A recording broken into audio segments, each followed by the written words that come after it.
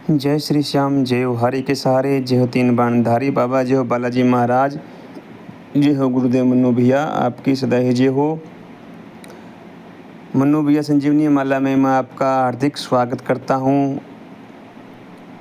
मेरे चैनल में जो मेरे भाई बहन मेरे चैनल को देख रहे हैं, अपना ढेर सारा प्यार दे रहे हैं, उन्हें कोटि कोटि नमन करता हूँ। वीडियो को शुरू करने से पहले मैं चाहूँगा कि चैनल को लाइक करें, सब्सक्राइब करें, बेल आइकन के निशान पर प्रेस करें, ताकि आने वाली हर छोटी छोटी वीडियो मैं आप तक पहुँचा पाऊँ। और वीडियो को पूरा देखें, वीडियो को आधा अधूरा बिल्कुल भी ना देखें। वीडियो को पूरा देखेंगे तो पूरी जानकारी आपको हो पाएगी, आधा अधूरा देखोगे तो आधी अधूरी ही जानकारी आपको मिलेगी। और चैनल को अपना ढेर सारा प्यार दें, लाइक करें, सब्सक्राइब करें, बेल आइकन के निशान पर प्रेस करें और जितना हो सके इसे भारी मात्रा में शेयर करें, क्योंकि ये आपका अपना ही चैनल है। और माँ भगवती श्याम बाबा आप सब पर कृपा करे, आपके काम बनाए और आपके जो भी काम रुके हुए हैं वो सब आपके कार्य पूरे हो। और 10 लोगों तक ये वीडियो अवश्य पहुंचाए, ताकि जिनके काम आधे अधूरे बीच में रह चुके हैं, जो तांत्रिक ओझा मौलवी के पंडित के चक्रों में आकर अपने घर को बर्बाद कर चुके हैं, बर्बाद कर रहे हैं और अभी भी जा रहे हैं, फिर भी उनका कोई काम नहीं बन रहा, फिर भी वही लोग वहीं पर ही जा रहे हैं कई सालों से, जहाँ पर उनका काम नहीं बन रहा। 1 साल हो गया उनको, 2 साल हो गया, वो तांत्रिक उन्हें मिट्टी गोली देता जा रहा है और वो लेते जा रहे हैं और वो आई सप्ताह, जैसे वीरवार को या शनिवार को या मंगलवार को आई सप्ताह वो दरबार पर जाते हैं, चौकियों पर जाते हैं।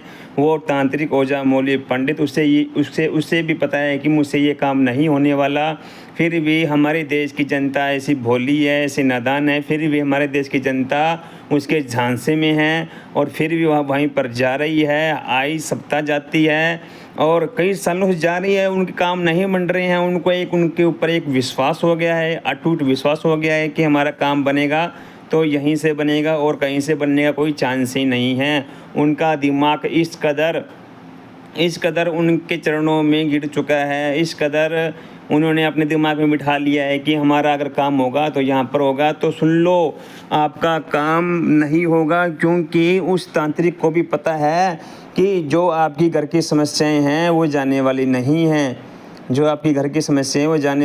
हैं, फिर भी आप मूर्खों की तरह वहाँ पर जा रहे हैं। जो आपको पता है जो आपके घर का आपका काम नहीं बन रहा, आपका काम बनेगा भी नहीं। अगर आप 10 साल भी लगा दोगे ना वहाँ पर, तब भी आपका काम नहीं बनेगा, क्योंकि जो क्रिया होती है, जो कई सालों की क्रियाएं होती है, वो निकलती ही नहीं है।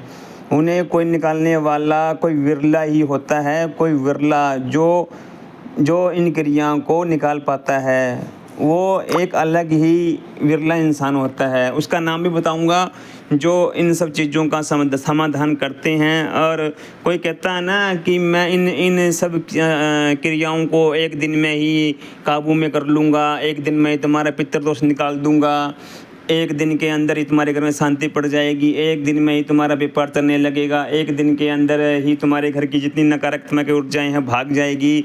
तो मुझसे सुन लो, एक दिन में कुछ भी नहीं होने वाला। ऐसा कोई माई का लाल कोई इस धरती पर जन्मा ही नहीं है कि जो आपकी 25, 30, 50 साल की क्रिया है जो एक दिन में निकाल दे। ऐसा कोई है ही नहीं इस धरती लोक पर जो आपकी क्रिया को एक ही दिन में निकाल दे। जब हमारे घर में भूत प्रेत जब हमारे घर में घुसते हैं तो हमारे घर की शक्तियाँ उन्हें रोकते क्यों नहीं हैं? क्योंकि जब हमारे घर में जब बुरी शक्तियाँ, मलिन शक्तियाँ, नकारात्मक शक्तियाँ, गंदी शक्तियाँ जब कोई तांत्रिक छोड़ता है, जब वो अपने घर में आती है, तो जब हमारे जो देवी देवता हैं उसे रोकते नहीं हैं। इसके कई कारण हैं। इसके कई कारण ये हैं कि हमारे कुल देवी कुल देवता का मजबूत ना होना, हमारे पितृ देवता का मजबूत ना होना।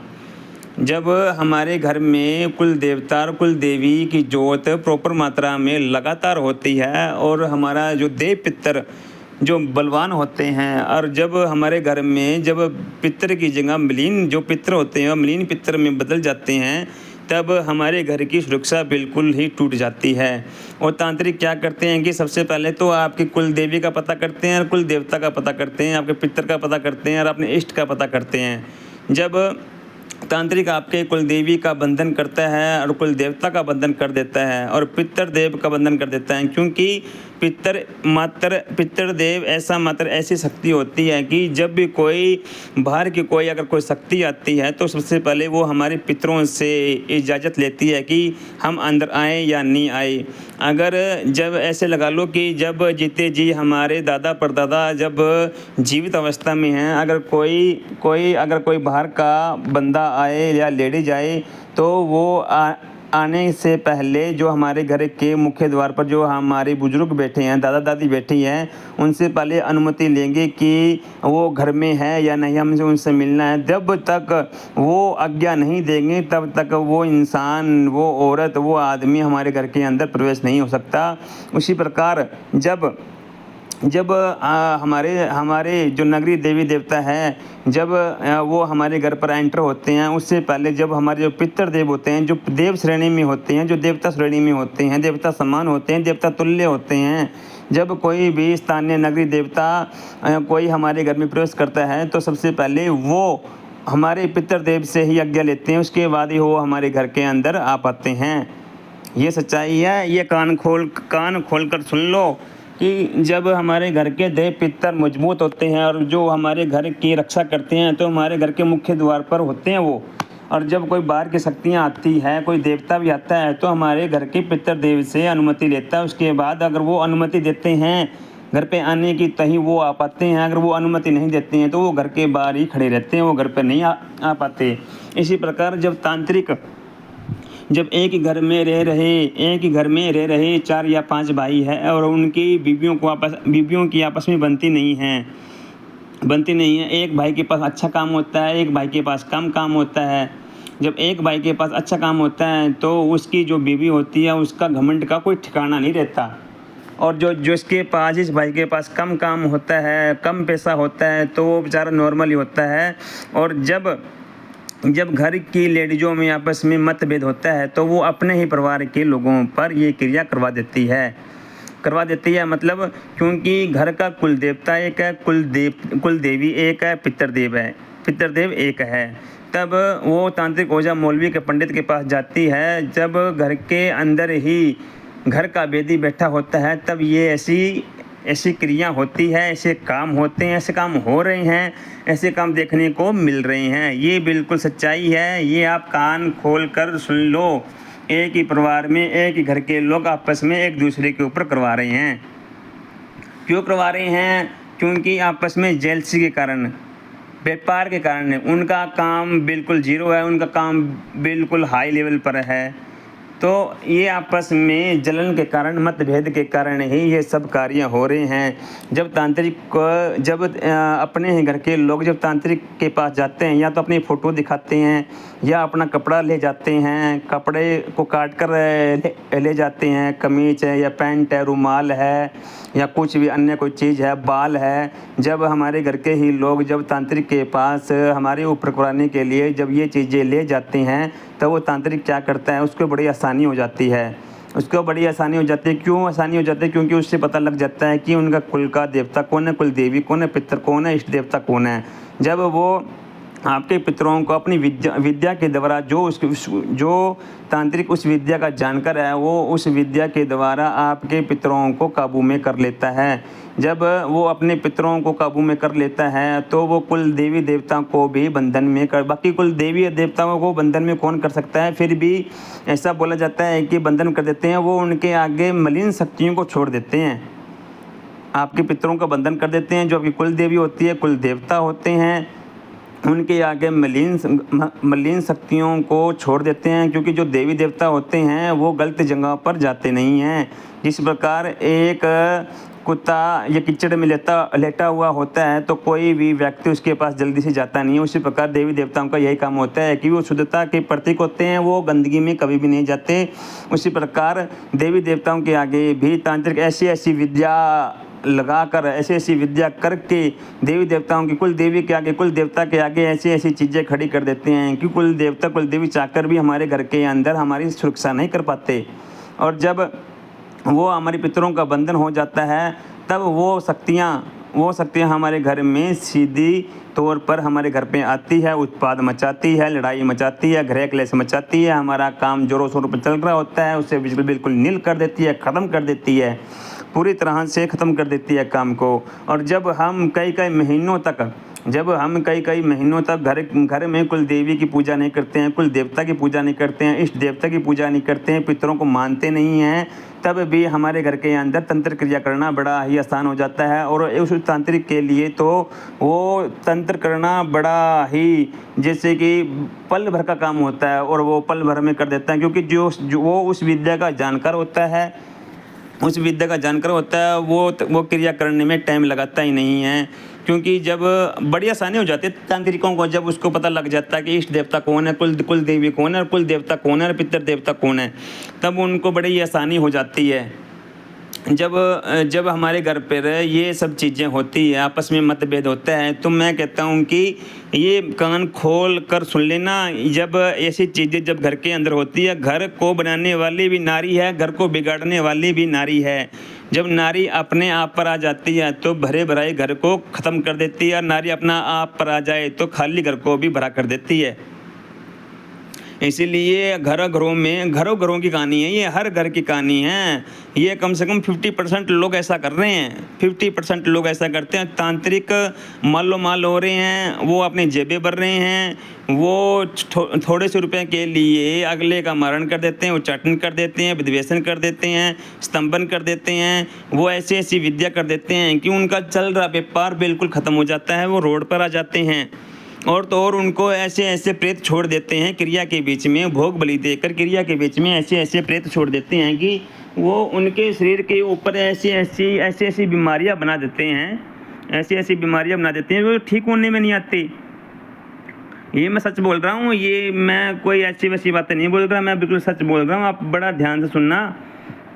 ये आपसी मतभेद के कारण ही होता है, सब कुछ होता है। या फिर आपका कोई क्लोजली यार दोस्त है, कोई मित्र है, या कोई आपका कोई रिश्तेदार है। जब आप तरक्की कर रहे होते हैं, जब आप प्रॉपर्टी खरीद रही होती हैं, गाड़ी बंगला कार खरीद रही होती हैं, आपकी जो दुकान है, व्यापार है, जोरों से चल रहा होता है, आपकी फैक्ट्री जोरों से चल रही होती है, आपका नाम बन रहा होता है, और समाज में आप ऊपर उठ रहे होते हैं, मान सम्मान में ऊपर उठ रहे होते हैं, और पैसे के मुकाबले में भी पैसा ऊपर उठ रहे होते हैं। तो ये क्रिया, ये बड़े ध्यान सुनना, ये क्रियाएं आपके जो दोस्त हैं, जो आपके साथ खाना खा रहे हैं, आपकी बातों को मान रहे हैं,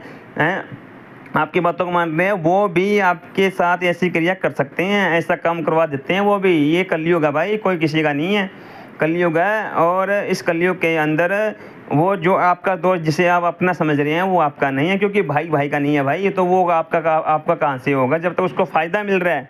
आपका जो फ्रेंड है, आपका दोस्त है, आपका मित्र है, आपका प्यारा है, आपका रिश्तेदार है, जब तक उसको आपसे फ़ायदा मिल रहा है तभी तक वो आपका है।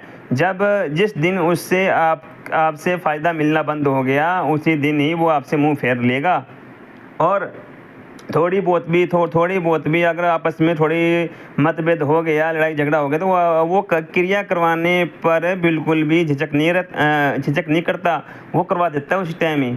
और एक बात और कहना चाहता हूँ कि आप अपने घर की कुल देवी के बारे में, कुल देवता के बारे में, अपने इष्ट देव के बारे में और पितर देव के बारे में किसी से भी भूलकर बात मत करें, चाहे वो आपका पड़ोसी है, चाहे वो कोई भी है। ये भूल कर भी, और घर की औरतों को भी चाहिए कि अपने घर का भेद किसी को ना दें, क्योंकि जब आपकी कुलदेवी कुल देवता का पता जब लोगों को लग जाता है तो आपके ऊपर तंत्र क्रिया करवानी बड़ा ही आसान हो जाता है। इस चक्कर में जब हमारे घर में भूत प्रेत घुसते हैं, तब हमारे घर की शक्तियाँ उन्हें नहीं रोक पाती, वो चाहकर भी नहीं रोक पाते, क्योंकि उनके आगे जो मलिन शक्तियाँ खड़ी कर देते हैं, जो ऐसी गंदी शक्तियाँ खड़ी कर देते हैं जो कि मल मूत्र में सड़ी रहती है, उनके आगे हमारे देवी देवता बिल्कुल भी नहीं आते। और जो घर का जो पितृदेव होता है, जो हमारे घर की सुरक्षा करता है, उसे तो वैसे ही बंधन में बांध देते हैं ये लोग। तांत्रिक ऐसी क्रिया करते हैं कि पितरों को बांध देते हैं। जब पितर का बंधन हो जाता है तो सारी चीज़ों का बंधन हो जाता है। जब सारी चीज़ों का बंधन हो जाता है, उसमें हमारे कुल देवता कुल देवी भी आते हैं और हमारे इष्ट देवता होते हैं। और जब पितरों का बंधन हो जाता है तो हमारे घर के अंदर कोई भी जाए कोई भी आए, जैसे कि ये उसी प्रकार से ही होता है। जब हमारे घर पर कोई बड़ा बुजुर्ग नहीं होता है, घर के मुख्य द्वार पर नहीं होता है, तो हमारे घर में कोई भी आता है कोई भी जाता है, उसे रोकने टोकने वाला कोई होता ही नहीं है। और जब हमारे घर में बुजुर्ग व्यक्ति होता है, हमारे दादा होते हैं, परदादा होते हैं, जब वो लठ लेकर बाहर खड़े होते हैं तब किसी की हिम्मत नहीं होती। उसी प्रकार हमारे पितृदेव होते हैं। हमारे पितर जब ऐसा एक बात मैं और बोलता हूँ कि आप जीवन में एक बात और नोट करना, जब भी आपके घर में एक पितर बलवान है, एक देव पितर की श्रेणी में आता है, क्योंकि वो देवतुल्य होता है। एक देव पितर की श्रेणी में आता है, देवतुल्य होता है। अगर वो आपके घर का एक पितर भी बलवान है ना, वो आपको, मैं सच कह रहा हूँ, वो आपको रंक, अगर आप बिल्कुल धरती में लग चुके हैं, नील हो चुके हैं, वो आपको राजा बनाने की हिम्मत रखता है।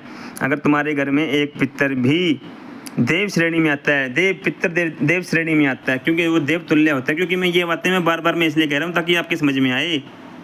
ये बातें इसलिए कह रहा हूँ कि आपको बार बार में ये बातें समझ में आए, क्योंकि मैं आपका भला चाहता हूँ। और मैं ये चाहता हूँ कि आप ये वीडियो जो सुन रहे हैं ये आप 10 लोगों तक पहुँचाएँ, ताकि जिन्हें पता नहीं है उन्हें भी पता लग सके।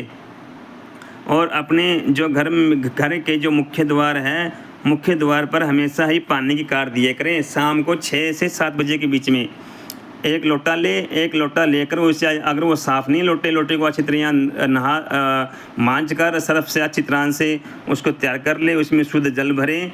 शुद्ध जल भरने के बाद अपने घर के मुख्य द्वार पर 6 से 7 बजे के बीच में, जब दोनों टाइम मिल रहे होते हैं, 6:30 या 7 बजे के बीच में पानी की कार दें।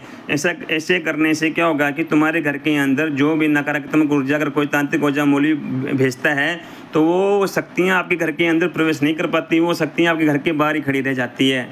पानी में बहुत शक्ति होती है, बहुत जान होती है। अगर आप ऐसा करते हैं तो आपके घर के अंदर कोई भी किसी प्रकार की कोई नकारात्मक ऊर्जा, कोई भूत प्रेत, डाकनी साकनी हाकनी राकनी या किसी प्रकार की कोई एंटिटी आपके घर में प्रवेश नहीं कर पाती। जब आप अपने घर के मुख्य द्वार पर, जब आप ऐसा एक बात का ध्यान हो रखें कि जब भी अगर घर के मुख्य द्वार पर अगर पानी का छिड़काव करते हैं तो वो आदमी ही करे। वो आपका बच्चा हो सकता है, आपका बेटा हो सकता है, लेडीज़ बिल्कुल भी ना करे। और अपना घर का मुख्य द्वार पर अगर बिल्कुल ही समस्या है, अभी घर पे कोई है ही नहीं, कोई बच्चा घर पे नहीं है, सभी कोई पढ़ने के लिए बाहर गया है, कोई नौकरी करने के लिए बाहर गया है, तो उस अवस्था में घर की मुख्य जो लेडी होती है वो ये कार्य कर सकती है। और ये कार्य करने से क्या होगा, यह कार्य करने से आपके घर के अंदर कोई भी किसी प्रकार की कोई भी नकारात्मक ऊर्जा नहीं प्रवेश कर पाएगी।